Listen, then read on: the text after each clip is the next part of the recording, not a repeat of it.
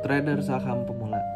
Banyak dari kita yang baru terjun ke dunia pasar modal atau yang baru ingin menjadi seorang trader saham, itu biasanya ingin mencari income tambahan atau ingin mencari kekayaan secara cepat di market. Namun, pada kenyataannya, kebanyakan dari kita malah terjebak dalam situasi propaganda psikologis, yaitu ingin menjadi kaya raya di market ya teman-teman. Sama halnya seperti saya dulu, ketika saya baru pertama kali masuk pasar modal, pemikiran saya adalah gimana caranya untuk menjadi kaya raya cepat di market. Namun seiring berjalannya waktu, ternyata pemikiran-pemikiran tersebut salah ya. Pemikiran tersebut adalah suatu racun yang bisa membunuh perlahan teman-teman ketika belajar menjadi seorang trader saham ya. Oke, jadi pada kesempatan kali ini saya akan mencoba berbagi atau sharing pengalaman-pengalaman saya kepada teman-teman yang khususnya baru ingin belajar menjadi seorang trader saham di pasar modal ya teman-teman. Oke, jadi ada 6 hal yang teman-teman perlu lakukan ketika teman-teman baru terjun ke dunia pasar modal. Yang pertama, teman-teman perlu ubah mindset. Yang kedua, teman-teman perlu mencari guru atau mentor saham. Yang ketiga, teman-teman perlu melakukan research pribadi. Yang keempat, teman-teman perlu membuat suatu trading rules. Yang kelima, teman-teman perlu praktek setiap hari di market. Dan yang terakhir nih teman-teman, ini adalah yang paling penting menurut saya, yaitu berdoa pada Tuhan Yang Maha Esa. Nah, mungkin akan saya kupas satu-satu penjelasan dari 6 hal tersebut ya teman-teman. Hal yang pertama, ubah mindset. Kita selalu ingin berpikir keuntungan saja tanpa memikirkan risikonya terlebih dahulu.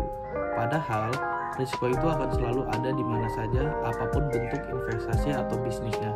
Jadi perlu dipikirkan risikonya juga, karena scalping atau trading itu high risk high return, di mana kita bisa mendapatkan return yang cukup tinggi, tetapi di saat yang bersamaan juga bisa mengalami kerugian yang cukup besar. Yang berikutnya, buang jauh-jauh prinsip ingin cepat kaya instan. Gak ada yang namanya kaya instan di dunia ini, mau itu bisnis di sektor real atau apapun bentuk usahanya. Yang pasti kita perlu belajar dan menikmati setiap prosesnya. Jadi kita itu harus terus belajar di market, gak ada istilah berhenti belajar ya, karena market itu adalah selalu guru kita nantinya teman-teman. Hal yang kedua yang perlu teman-teman lakukan, mencari seorang guru atau mentor saham yang sudah expert di bidangnya. Mencari seorang mentor atau guru di era yang serba digital ini sangatlah mudah. Tinggal cari di internet, pasti banyak yang muncul, mulai yang dari formal sampai yang non formal. Kalau yang formal, biasanya teman-teman akan mendaftar di sebuah institusi tertentu dan dia menawarkan 2 paket ya. Dan setelah teman-teman nanti lulus, setelah selesai belajar, akan mendapatkan gelar dan sertifikat. Biasanya ada sertifikat seperti contohnya CTA atau Certified Technical Analysis, atau ada juga yang RTA atau Regular Certified Analysis. Nah, pokoknya teman-teman nanti setelah belajar, teman-teman akan mendapatkan gelar dan sertifikat tersebut. Nah, kalau teman-teman memilih yang non formal, itu biasanya non formal itu muncul dari influencer saham ya. Biasanya ada seorang influencer, dia menjuarai suatu event trading di sekuritas tertentu, misalnya dia menjadi juara 1 atau juara nominasi, dan dia ingin berbagi ilmunya melalui kelas berbayar atau grup premium. Nah, biasanya tarifnya nih, kalau misalnya yang dari yang non formal itu saya pernah melihat ada yang dari 500.000 sampai ada yang 30 juta ya teman-teman. Kalau yang formal biasanya 15 jutaan. Nah, itu biasanya 3 bulan sampai 6 bulan ya teman-teman. Nah, jika teman-teman ingin memilih yang non formal, artinya teman-teman di sini nggak ada sertifikat apapun dan nggak ada administrasi resminya ya teman-teman.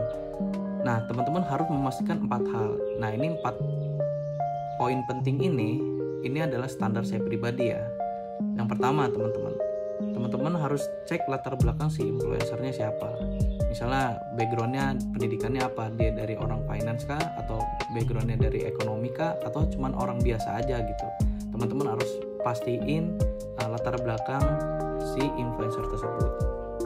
Yang kedua, pengalaman di pasar modal sudah berapa lama si influencer ini. Kalau standar saya pribadi, itu minimal harus yang 10 tahun ke atas ya. Kenapa 10 tahun? Karena orang-orang yang sudah expert biasanya sudah menempuh 10.000 jam terbang. 10.000 jam terbang itu jika dikalkulasikan dengan tahun itu sama dengan 10 tahun ya, 10 tahun ke atas. Nah itu bisa dikatakan expert ya teman-teman. Ini menurut saya pribadi. Jadi kalau cuma masih 5 tahun, masih 3 tahun, masih setahun, masih 7 tahun, yang menurut saya masih sama aja ya teman-teman. Gak ada bedanya sama yang baru 5 tahun, 3 tahun ya. Yang ketiga, metode atau teknik yang digunakan apa? Nah, metode ini sangatlah penting juga ya teman-teman. Metodenya ini sudah teruji atau belum? Metodenya ini benar-benar tahan banting apa enggak? Atau cuman dia copy paste dari Google, ngambil misalnya dia belajar technical analysis, cuman support dan resisten yang menurut saya cuman ada di Google, yaitu menurut saya standar-standar aja ya. Jadi sayang teman-teman kalau udah bayar misalnya 1,5 juta lah katakanlah, cuman belajar ilmu yang begitu-gitu aja, yang menurut saya ya cari yang lain ya. Yang keempat, ini poin penting, sudah sukses atau belum. Jadi teman-teman lihat nih, dia ini orangnya udah sukses atau masih sama aja kayak kita gitu ya. Banyak sekali yang saya jumpain tuh, salah satunya saya pernah ikut kelas berbayar, dan setelah saya lihat-lihat juga ya sebenarnya masih biasa-biasa aja ya. Jadi dia cuman ngajarin standar, yang hal-hal standar menurut saya, dan di copy ke presentasinya dia gitu, dan diajarkan ke kita para membernya, yang menurut saya standar-standar aja.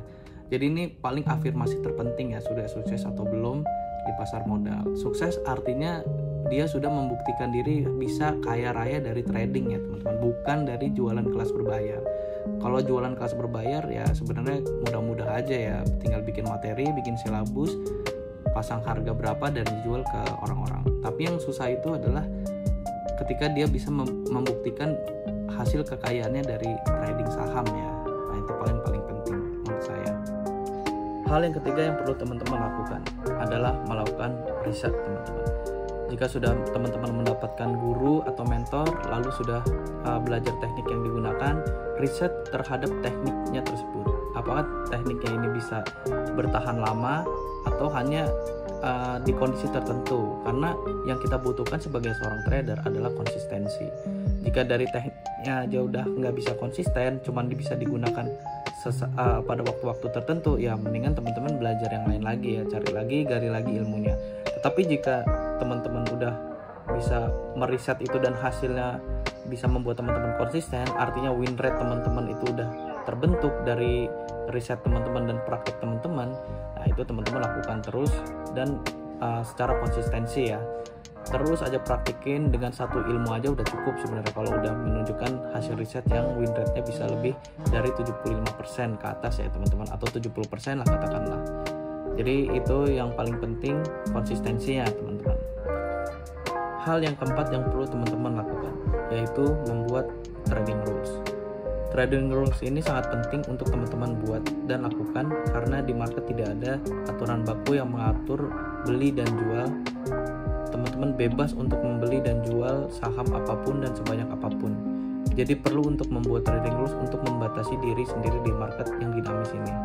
Trading rules ini sebenarnya dibuat dari berdasarkan pengalaman ya teman-teman. Jadi begitu teman-teman sering praktek di market, nah teman-teman dari situ pasti ada yang namanya kesalahan-kesalahan kecil kan, kesalahan-kesalahan misalnya FOMO, atau misalnya nggak disiplin take profit, atau nggak disiplin trading plan. Nah itu teman-teman harus membuat trading rules berdasarkan pengalaman pribadi teman-teman masing-masing.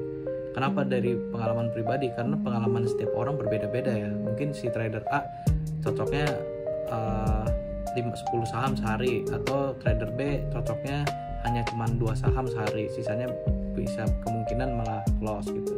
Nah dari situ aja udah trading rules-nya udah beda ya teman-teman.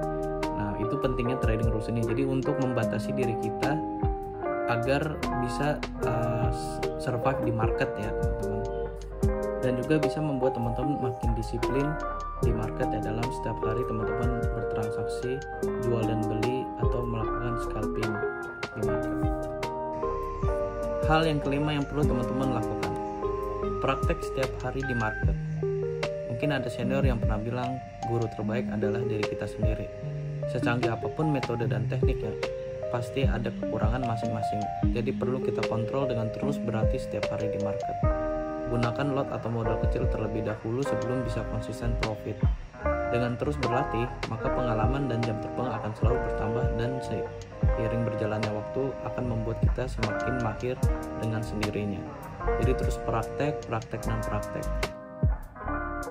Hal yang perlu dilakukan keenam adalah selalu berdoa. Ini adalah hal yang paling penting, yang paling utama dari semuanya. Jadi setelah kita sudah berikhtiar, sudah melakukan riset, sudah melakukan mencari guru atau mentor, mendalami metode kita, disiplin menggunakan trading rules. Jadi setelah semuanya itu kita kerjakan, lalu yang terakhir kita berdoa. Seorang legenda pasar modal pernah mengatakan bahwa di atas kehendak masih ada kehendak lagi. Jadi sekeras apapun ikhtiar kita, sekerja keras apapun kita, hasilnya pasti yang menentukan Tuhan. Dan itu adalah hasil yang terbaik. Jadi jika teman-teman ingin mendapatkan hasil yang terbaik, maka teruslah taat kepada Tuhan. Jadi itu aja video saya kali ini. Kurang lebihnya mohon maaf. Ambil positifnya, buang negatifnya ya teman-teman. Assalamualaikum warahmatullahi wabarakatuh.